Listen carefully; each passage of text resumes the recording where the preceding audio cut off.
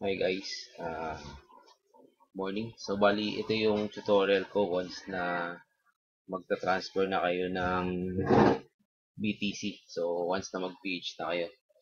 Bali from CoinSpeech to blockchain.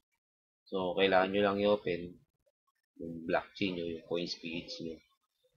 Then ito na lang sample ko dun sa account ng kapatid ko. So meron siya ngayong PH order na 2,000. Sa blockchain, so, click nyo lang wallet, then log in now.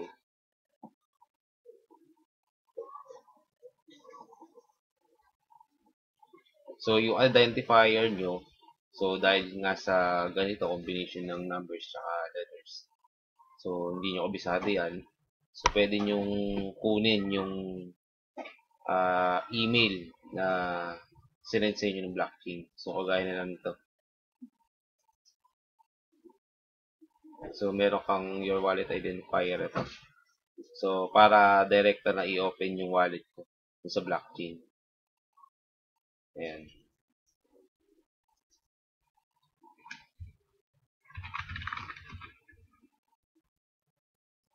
Open nyo lang. Then, ito yung wallet address nyo kagaya ng instructions ko sa images. Then, ito yung balance. So, ang gagawin nyo lang, once na mag-PH na kayo, may PH order na, at yung Bitcoin nyo nasa CoinsPH, ang gawin nyo lang, isisend nyo lang to yung nasa CoinsPH nyo papunta sa blockchain nyo. So, copy nyo lang tong address nyo. Then, send to another wallet. Lagay nyo dyan. So, let's say, sasend ko tong 0.188 na BTC. Ito yung address ko sa blockchain. Send ko yung BTC. 0.188. Then, continue.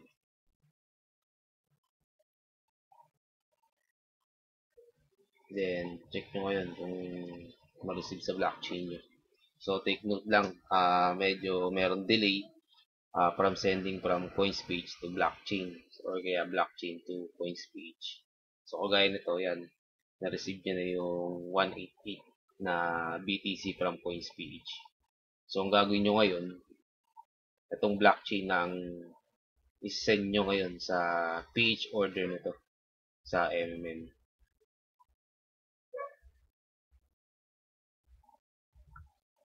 So, paano mag-send sa blockchain? Once na na-receive nyo na, click nyo lang itong send money. Then, copy nyo yung address sa dashboard. Then, paste nyo lang dito. Then, copy nyo yung Bitcoin na hinihingi. Then, paste nyo lang dito. So, gawin yung point to. Kasi invalid yung value nun. Yan. Then, send payment. So, once na nag-send na, nabukasan yung balance nyo. So, ibig sabihin, na-send na yung Bitcoin yan.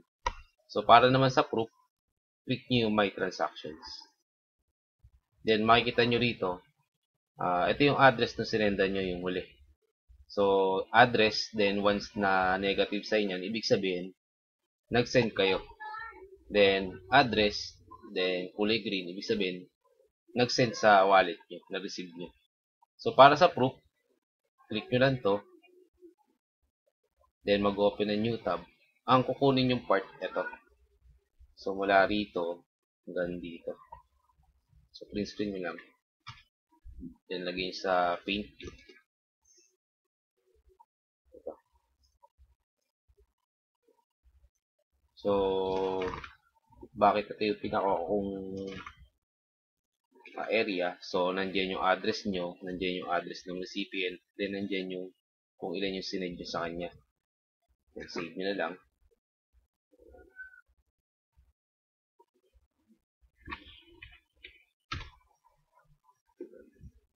So, once na pagka-save, so, balik sa dashboard.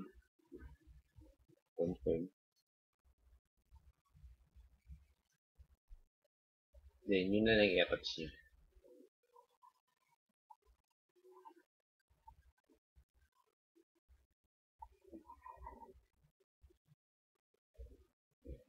Next.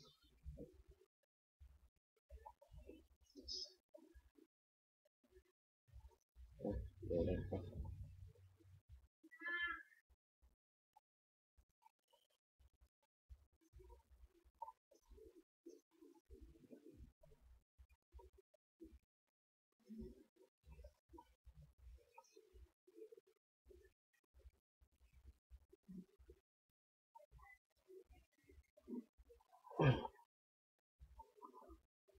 So, mukhang may problem pa yung system natin.